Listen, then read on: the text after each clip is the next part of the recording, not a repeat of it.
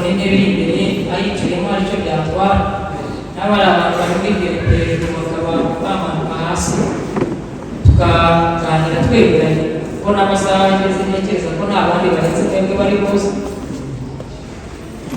Imana abakoresha kuyumva wese nabigerageza birakunda kandi urihanga ko yagerageza kuvuga cyane ariko ntabwo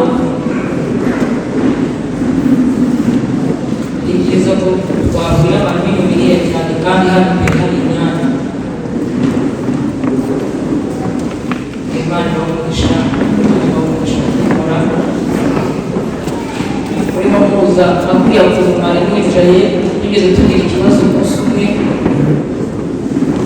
njya gusengera ahantu hari igipapuro bita kwa Sebera ariko tubyutse bwinshi cyane urubyiruko umuyobozi wacu aratubwira ati dore twatangiye kwegeranye tugiye gutataza umukozi ujye kwibwirira Imana yashaka kwibwira ari wenyine ubwo ni saa munani z'ijoro kandi buri wese niyeranje ashaka ahantu ajya atandukana na mugenzi we agirira abwira Imana ari wenyine rero ubwo twumvaga twebwe twafite rero ababwire abarakore kugira kwizera kuri hejuru Yesu yo abwira ati mwajya kwizera kugana akabuto ka Sina ntabwo ari umusozi gushibuka ugashima kugira kwizera kuremereye muri iyi minsi maze kugenda nigira hejuru gakeya mu myaka niko ndi kugenda bitekereza muri icyo gihe ntabwo natekereza niba ari umugwe niba ari ibiki uraza kumufasha abayobozi bakuru bari hano niba ndimo ntekereza ibintu by'icyo gihe aratubwira ati mwebwe mutagara byo kureba ko hari igisimba haba inzoga kandi bajya batubwira ngo wasebera haba n'ingwe ibyo ntacyo byari bitubwiye twebwe twabaga turi mu mwuka byo kutuzanamo by'umubiri by'ibisimba ntacyo byari bitubwiye niyo mpamvu ukabona ko muri mu mwuka nubwo imvura yabibye ubona imeze nabi mbese wahita kugiye gutikara n'imvura ntacyo bimubwiye turimo tugenda turicara n'abandi hirya dusinye n'umukoresha n'iyindi kugira ngo muze kwiyumva mwongere kugaruka umwe hakurya iriya undi kuriya undi hirya iriya ishyamba ryari rinini turasenza 10 irashira 20 irashira 30 irangiye tugiye kuba yacu ari amazu hagati y'ishyamba hari urubingo runini cyane hari urubingo hakaba amazu uyu munsi ayo mazu aracyahari reka iterambere ryaje imihanda igakorwa ayo mazu ameze nk'umwari kukaba tugiye kumva kuri iyo tugiye n'ubuziravuze nta bindi by'umwuka barabiha n'ubuziravuge kumva noneho hajemo nyine batangira kwirukankana abantu babazana hahandi yivugira ngo wowe uri aho nashatse ahantu ninjira ndaho nkumva n'uruguriyo aho mu kibingo nkabona ni amasegonda makeya asigaye ngo batugere ndavuga ni wa muyobozi wa kutata iyo tuba hafi n'ubu niba kuba hirya kandi ibyago byanjye nagiye hagana baravuga ati nimubafate binjiye mwaka kandi twari turi kumwe n'abasore bakeya bari nka batandatu n'abakobwa twari nka bane bati nimubafate ntibaze ukuntu bari buvuge ko abakobwa natwe tukambere bwari bw'uko iramucanga pe ariko ndi kubabwira ngo Imana niyo ikora ibice yaratuyoboye kuvuga ntitwari kuvuga wa wundi wasinye yari kwitanga ngo twese twongere duhure buri wese ahari twarahuye ngo ati rero nta kindi kintu twakora nyuma y'ibintu bitubaye ntitwazamusengesha Imana mureke dutahe ubwoba dufite mureke dutahe wagize amahirwe kumva imbwa zigarukiye aho ngaho mu bintu aho ngo dusenge kumva umungu abantu baryamye barakomeza bose barahagarara barakomeza baravuga saa 9 ziragera bakivuga saa 10 ziragera bakivuga saa 10 n'igice ziragera bakivuga hari neza kwibaza uburyo turi gutaha biratuyobeje.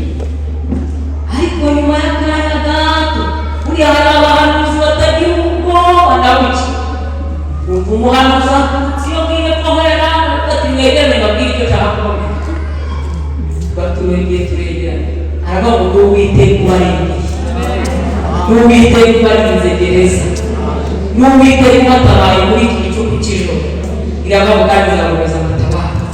Ishyiraho ikintu bita kashe, itera kashe, iravuga kandi ibintu byose mwaje gusengera kuri uyu musozi hatabuzemo na kimwe, byose ndabibahaye.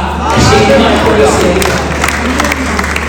Kandi mubwira ntimukajye mutatana, mujye mutatana, mugera gusengera mujye mwegerana.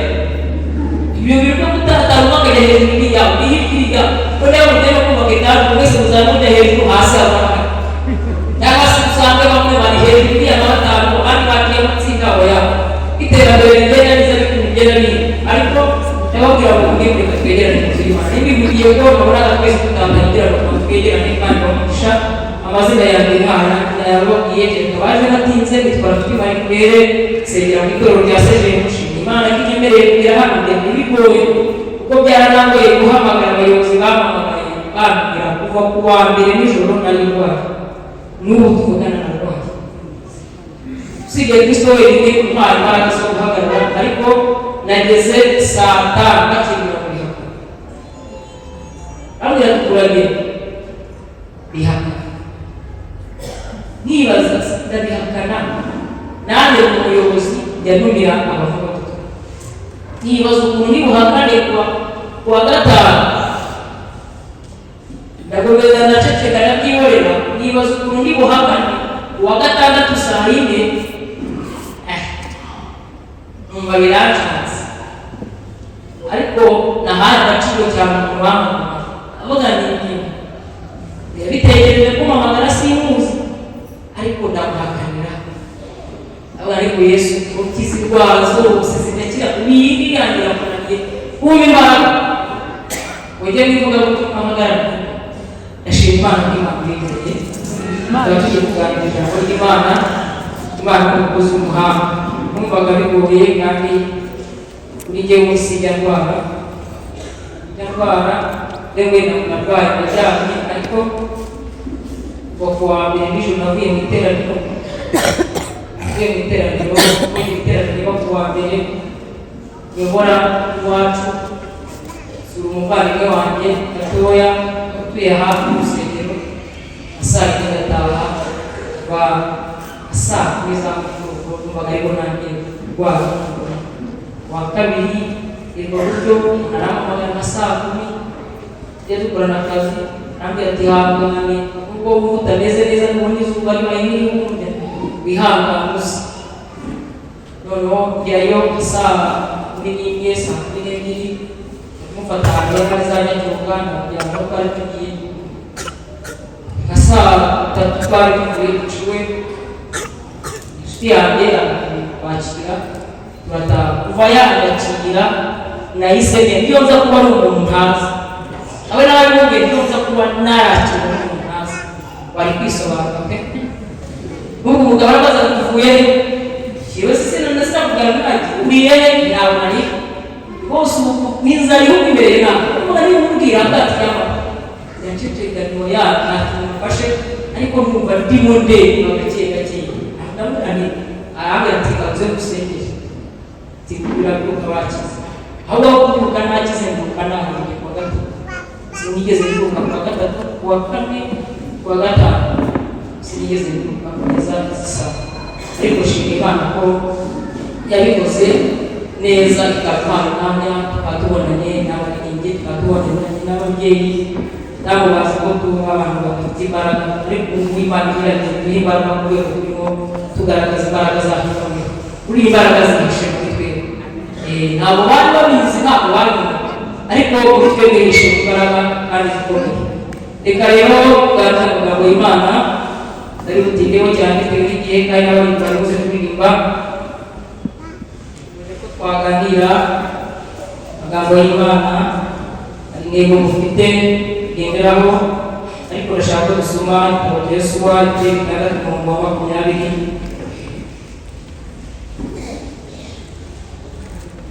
Yosuwa igice gatandatu umurongo wa 20. Tukaza kuganira kandi ndabizi ko turi buvuge neza. Yosuwa igice gatandatu umurongo wa 20 n'abatarahagira ngo sinzi ariko dusome tudatinze. Ariko twari dusome titre avuga ngo Imana ibwira Yosuwa uburyo bazazenguruka Yeriko. Umurongo wa mushaka gusoma titre yangwa igice cya gatandatu. Imana ibwira Yosuwa uburyo bazazenguruka Yeriko. Umurongo wa 20 titre yavuga ngo inkike z'Yeriko zigira gute zirituka yo gukiza ahantu ndetse bigende ku nkike zirituka. Ndashaka uyu munsi wa none inkike zirituka kuri uyu musozi. Hari umusozi mumaze iminsi muzenguruka, uyu mumaze iminsi wo bambwiyeho w'itaje. Undi bari bazi ko abapari tutari abantu tutagira ibitekerezo tutazagera kure, ariko twebwe dufite Imana ibwira twubaka insengero nziza. Ubwo rero iyi Yeriko ntabwo yibara imbere uyu munsi arivuga mu izina rya Yesu. Kandi nitari uyu munsi yakaka ejo izaza. Simura barahari? Murabyizeye? Tari uyu munsi ejo byakomeje. Si iminsi ibiri uyu munsi ushobora ntabwo urabona ikibazo. Nubwira ko umunsi wa gatandatu wowe ntugire ibintu byinshi cyane. Mwebwe n'ibintu bizeruka mu buzima. Ikintu cyabashoboje nta kintu ni ukutubuza mugaceceka buri wese akagenda mu buryo ibyo nshaka ko uretse kuvuga ngo sinibwira ko bariya bagabo bajya kuzana ibiti kuri Yorodani buri wese yikoreye iki. Buri wese yikoreye iki. Siko bimeze. Ntabwo bavuga ngo ufata urani ufata ahantu ufata bose ntabwo batukisha n'ikindemerere ariko bigeze ahantu utuye hazuzuye. Buri wese rero uyu munsi arikorera icyo giti. Abaje gusenga intumwa namwe mwaje murabizi hari ibiti mwashatse kugira ngo muze kwikorera murabeshya wese arikorera icyo giti. Sareba sinabatumira n'Imana nimumbeshe tujya kwikorera ibiti mubyihorera. Buri wese tugiye kujya kuri Yorodani mu kanya tugiye kubanza kuzana ibiti kandi buri wese arikorera icyo giti. Nanjye mwanumiye nubwo ndwaye ndakizamukana tu, nubwo ndwaye nihangana nshaka igiti kingana n'imbaraga mfite, ariko ndatwara ururimi hasi ndagerageza mbere ikintu nazamuka niba twabavuga n'iyi bafure tuba twahakundana kutari kucyonzi nuko nanjye nimutwizitahaga ariko turahakuye ibiti murabeshya. Ababyeyi mwateguye igitera nimuzana ibintu by'imikiranga, ibintu by'ibiti mubyihorera, ibintu by'ibitenge mwakenye, ibintu by'ibitambaro muzabiterambere mubyihorere. Ikorera ibiti tukabizana hano. Ibyo bintu byanyu mubireke. Sigura hano turabaye umuhanga asanzwe utera tutihagiwe w'umuntu. Twaba tutarazanye na zahabu iriya kwa mugani kwa bene wa muhanda ya nawe urakikorera we navuga n'umuzi izina ryawe neza. Twaba tutarazanye ndase kandi kabaye bakari kaza wabona kwamagana imbere n'inyuma haresha. None Yesu yarabiganije abigira ukuntu inyuma haraje imbere haraje. Yesu yatanze ibiryo, Yesu yatanze ubuzima, ugasaba ko tutari kwikorera ibiti ngo tugezaga undi mwahaye. Ibyo ni ibiki muba muri ngo ibyo ni ibiki muba muri mujye mukora ibintu by'ibiti byo kuvuga Imana, ibintu by'ibintu byo kubesha Imana ngo turayikora. Baraye ntabwo bazajya ndabibona uyu munsi y'abarahiye indahiro twarahiye tutazigera. Ariko wewe ndeke mugihorere nubaka barakagenda kazamuka gake gake. Rero ukomeze musubike isengesho rizahaga umugani tugeze kuri Yorodani turamanuka twese. Umuntu uzi ko atari bumanuke mu kivu n'inzu agende abazi ko bari buze kumanuka barebe igitangaza Yesu ari gukorera aha hantu. Hari Imana ababyeyi bategura igitero kingana gutya cy'iminsi ibiri, ntabwo ari ibintu by'ibiti kandi byakurageze basimo nta bintu byo kuza gukina aha ngaha. Nta bintu by'ibiciro ntabwo tuba tumaze guceza ibyuma nabyo birahera umunsi wikendi yatanze.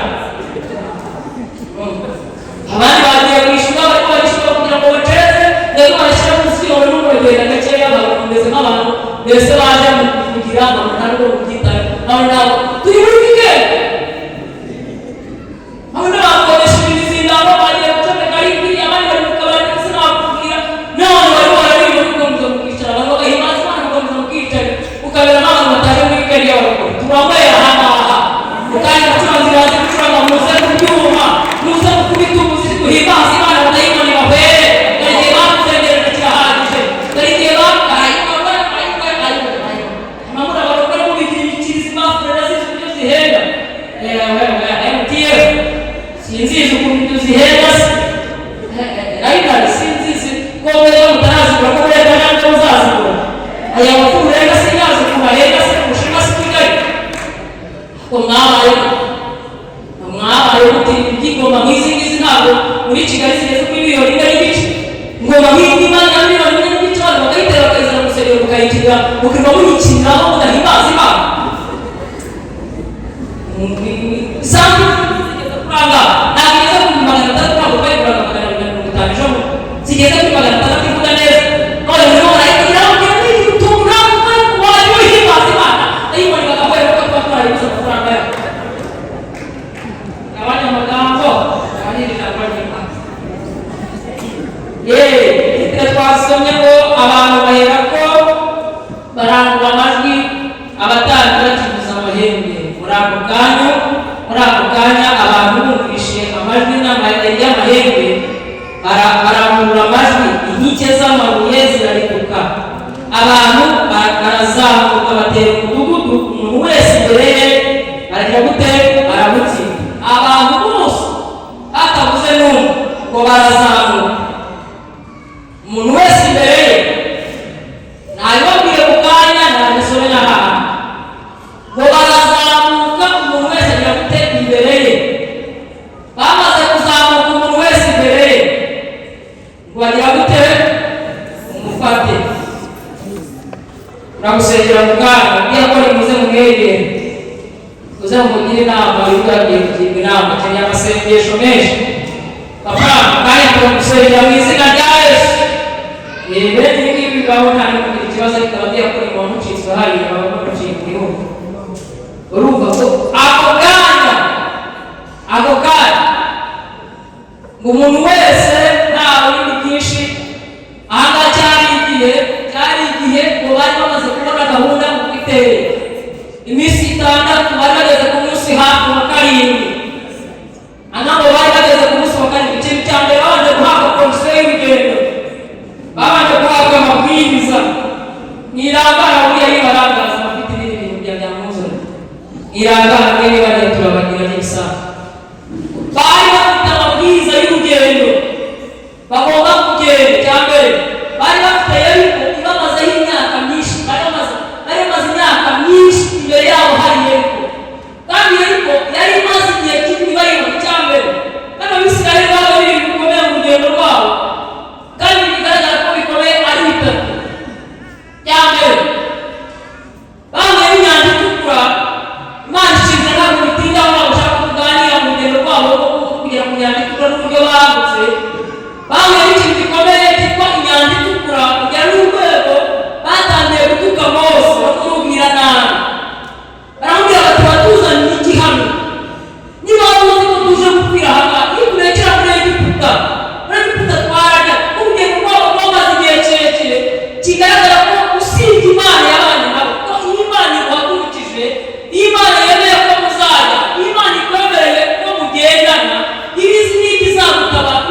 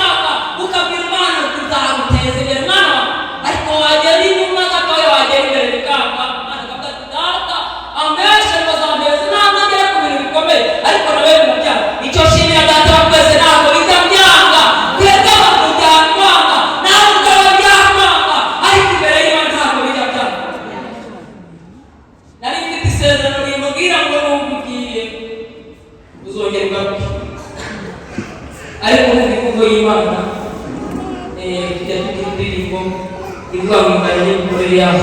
Vuga ko Imana bingana no gukora kwawe.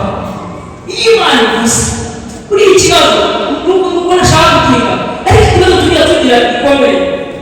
Imvugo y'Imana turayumva bitewe n'igihe ibintu bimaze, ukuva n'ibintu yaho bigarukira ku ngaho.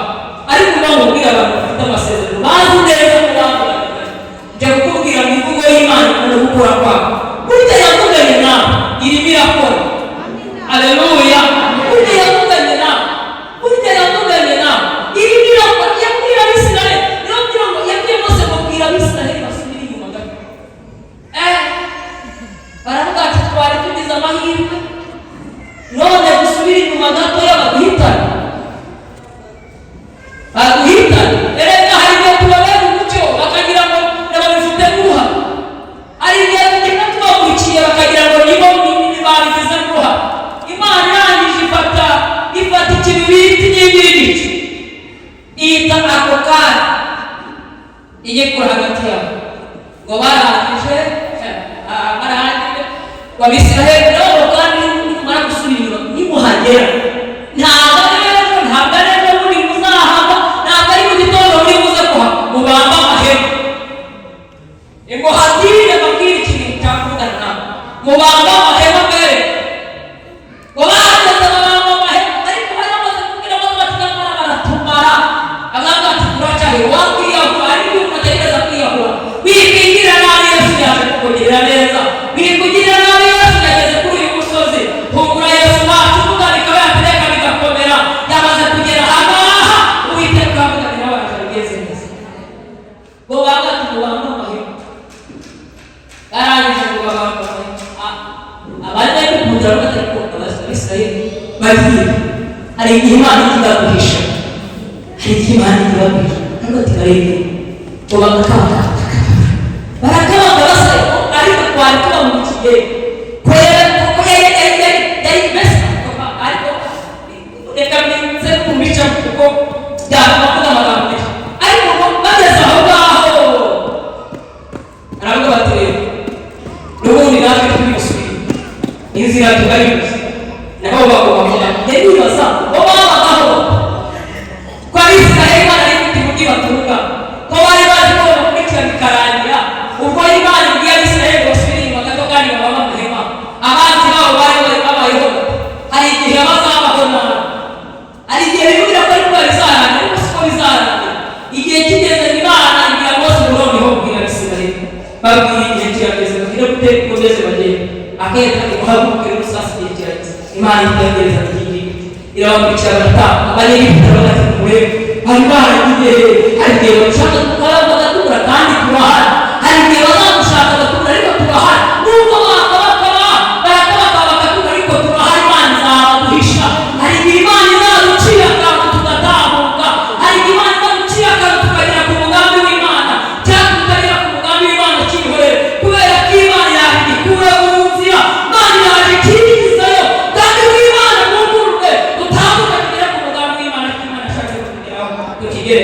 Ndashaka kugera kuri iyo ivuga ngo bageze mu nzira gatoya ngo Imana ibwira Mose w'igihe kirageze. Bageze ku nyanja Mose aravuga ati Imana noneho ndabigenza nde ko ageze ku nyanja kugarutsa biragenda bite? Ejya kubwira ngo icyatumye n'Imana ibabwira reka babwire ko Imana ifitemo imbaraga. Imana iri umufundi, Imana ikaba umurende, Imana ikagira amasima, Imana ikagira amatafari, Imana ikagira ibintu byose. Ariko mwabaye muteka amazima Imana ubu dufite abantu muri Kigali bahangayikishijwe ubona rimwe kabiri gatatu bari biriya i Kigali. ubwo bantu bose ko bahaha tukabigeza gute ko bahageze amataje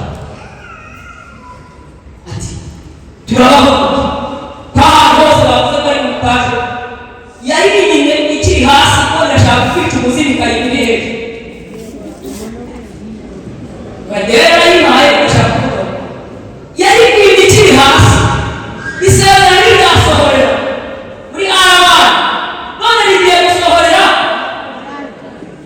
Hako nari maze no kubivuga Araku Asi igeretse gatatu, igeretse kane, igeretse gatanu gashira kaba. Imana yaravuze ngo Imana yaravuze ko utazabaho ku nzu utagira n'abapanga. Imana yabonye kutazaba mu ntacu mwinjiza navuga ati nohera azaba hasi amushyira hejuru cyangwa azamushyira hasi aba hejuru ariko mwana rero Imana itanga iguhaye ikiri hasi ngo muri itegeko ryahindutse rero kandi itegeko ryahindutse aha muri Kigali n'abijuru bamaze gutera kashe bizamo amasezerano y'abanyasohoka cyane n'inama byaba biciriritse Imana ije gukora iby'imbaraga Imana ije gukora ibihembo Roho mufite n'ubwiki ko abantu batureba Roho mufite n'ubwiki kuko abantu bahanze urasenga n'umuraka ati biracahe Tega nigiye kuye Imana ngiye kikuzana Kigali n'umugagiye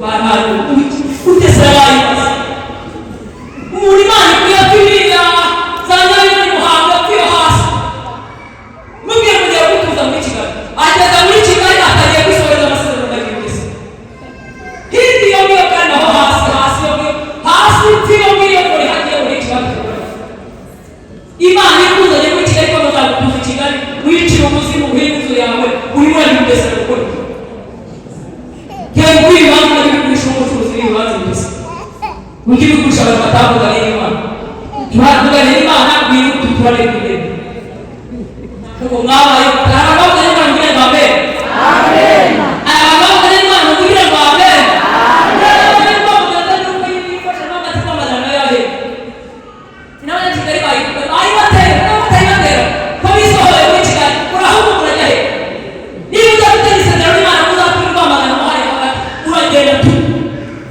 urabanuka hirya y'ibyawe kugenda rwose arayikwigura no kuba Kigali mwiza arayikwigura ngo haheze kwamagana hamaze iyo haheze uzaza Kigali niho haherutse hageze muri miliyoni magana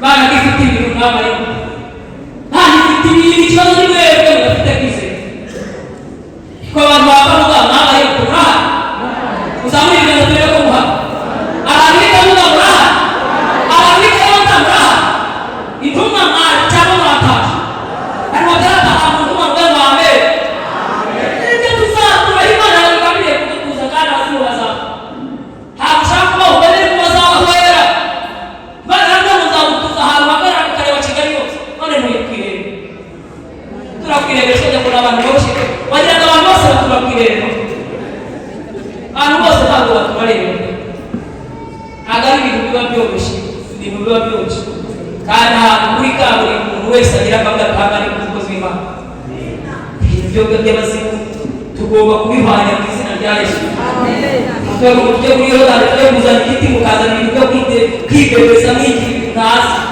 uzi ibiti twebwe twazamuye ukuntu bingana bahubwo babwira ukuntu twazamuye ibiti twazamuye igiti twari dufite hiyase eshatu Muhanga zirarangira zose zirarangira iya nyuma yarangiye yewe igiterane wa gatandatu bwiza isaha uri baze kubasanga saa 10 n'izi saha iya nyuma kandi Imana yaboganye nawe ava kuri sitasiyo aho barimo bayogereza Kinamba ukumva yera yitwara aragenda ntabwo tuzi ibyo yakoze gusa icyo tubwira twebwe yagiye kubona muri gukira kuzi ntazi ibyayiwe ngo wasanga yakandagiye umuriro mwinshi agira ngo yivurukije iragenda irambuka irenga rigori abantu bayibona ukuntu ije yara baragenda bahungira ku gikuta cya Iseka University ya Iseka hariya Muhanga bajya ku gikuta ibasanga ku gikuta ibakubitira ku gikuta irahwara yemeza n'ibyo icamo n'ubugeni bufite ubwoko gatandatu mu munsi y'ako gatandatu igihe kizeho umuvugabutumwa arambwira ati shehe umeze utendaho terane kigeze ni Kigali Imana kigeze neza cyane kirashyushye turi mu muriro mwinshi cyane mukabare bandutse bazamutse mbese bitandukanye no guterana ihorerwe ntabwo ziri Imana ibiki biba ati yayigiye gisigaye nayo yihorere nayo igenda yarawe yihorere nayo igenda ubwo Imana ihazi iyo bishaka ubwo Imana ihazi ibintu byawe ukazi ntakuza ibintu bivuye ku Rwanda atavuza ko yihorere abantu bapfuye ntibone se n'ibintu kugenda ikintu Imana ihazi ari ibintu gitana yihorere n'ibyawe ngaho ubwo nawe ugiye Imana gato ngira ngo atashe kuvuga ingereza yayo kuvuga kugera mtondo cyumweru igeze masaa 7 kutugaragara ati bagera mu mwanya wo kwitanguza ku mabanga nigire atuze ku mabanga ugi gute timore imana ari ibintu yakore ariko yamubwiye imana hazishaka ibintu yakore urakora uratanga iki atsubira ritanga yapana ntibigera no kuyoboza gukora ntibigera no tugeze kwa yo gutanga mbona naje nta kintu yambwiye habe mbona naje namwe twese bikomeza neza ariko ahita avuga ati nubwo ndahuye nubwo ni buri bibazo ariko amadolari yo kusiga ejo kutuza zimwe yatore ni ya amadolari $2 twari tugeze ko mama ninde aho twari tugezweho barakabona ukuntu dayimoni yamvuye muri bibiri naka ureba idolari rya bibiri naka nashaka ntabwo baritanga karitanga se turagira ngo bigende isirasi imana y'u Rwanda na mirongo ine ati wenda niba hawe narizi ko imana izampa amadolari ariko amadolari yaraje ntabwo n'ikintu imwe nakirani yaraje mana yishe umuzimu arahwera mana yishe umuzimu arapfa kubera kuzamura igiti cy'idolari ry'ijana gusa kuzamura igiti cy'idolari ry'ijana byari muri kesi aragenda araribahereza kuwa baravuga bati natwe imana yaratubwiye ko azajya baduha n'amadolari ni nagore nayo izamura icyubahiro cy'imana adayimoni baravuga bati imana yaratubwiye n'amasenga duherutse ati ntabwo ukwiye kwikanyanya bavuze ko mu giterane cyacu izaduha amadolari cyane bagashaka ubwizi yo kuryama kugira ngo agendere kwitanga ingewe rero yavuye cyane ati kandi imana yitubwiye turi kumwe bizaduha n'amadolari tukajya baravuga mu giterane cyacu naho biri kwa tome ndashima imana izaduha n'ayandi ariko babaye mwabaye barangiye ngiye kwibuka soze barangiye imana kugira ngo rero iramubaza ngo ufite iki imana iramubwira ngo nta kintu ufite usibye ubu rero mu mufuka nta kintu kimwe nisakasatse agahembwe ariko inkoni ndi nayo utangiye kuvuga ngo nta kintu ufite inkoni utangiye kuvuga ngo nta kintu ufite inkoni nta kintu bateguye igiterane cy'ibitsina ngo twaratanze mbere tuzagira ngo mwamase kiraryobaye ikirimo reba nawe yamuhinde n'imyenda hano mwambaye imyenda muri wikendi yewe yambaye ku cyumweru ubundi none nyema yambaye muri wikendi yambaye abapapuro bambaye amashati y'imyeru bashyizeho na karuvati bariyibwe saa 12 baracyambaye karuvati imoni yawe imoni bashwiragiye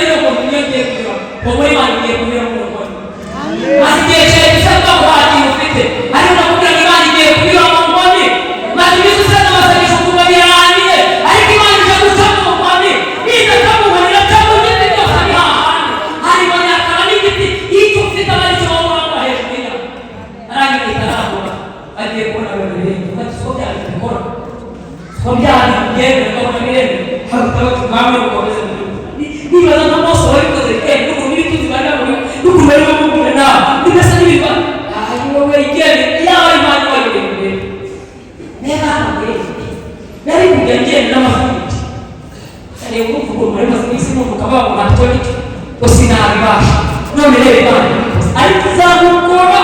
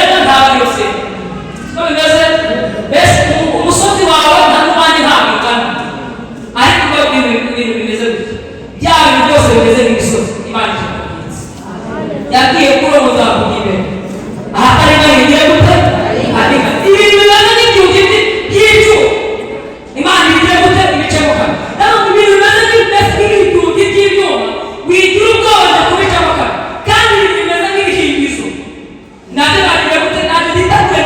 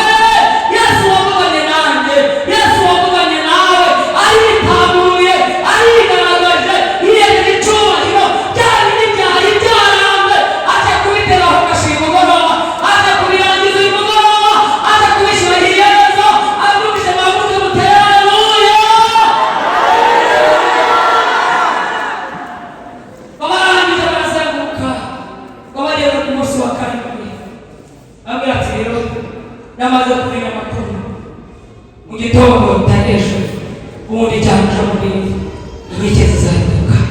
Mbere tugeze ku munsi wa gatandatu ariko inkike zigiye kwibuka mu babwire hari igihe wabona zitahinduka, hari igihe abantu basanga amasengesho bakabona nta gisubizo ariko Imana ikuzanira igisubizo, hari igihe basanga amasengesho ukabona nta tangiro nta n'iherezo ukabona ibyawe birangiriye aho ngaho, ariko njye kubwira ngo ntabwo ariko bizakorwa, ntabwo ariko bizarangira, ntabwo amaherezo yawe ayo ngayo.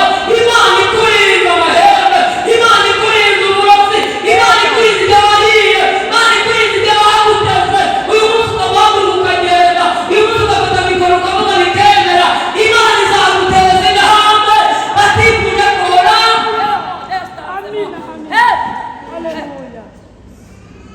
Hari batashaka Imana ihije kugeza, hari bakurikije baravuze ngo ntabwo uzaje, baravuze ngo ntabwo uzahe, baravuze ngo ntabwo ntacyo uzimarira, ariko bakubwira Imana ije kukugendesha amadebe, Imana ije kukugendesha amadebe, barimo babirebesha amaso, barimo babirebesha amaso yabo.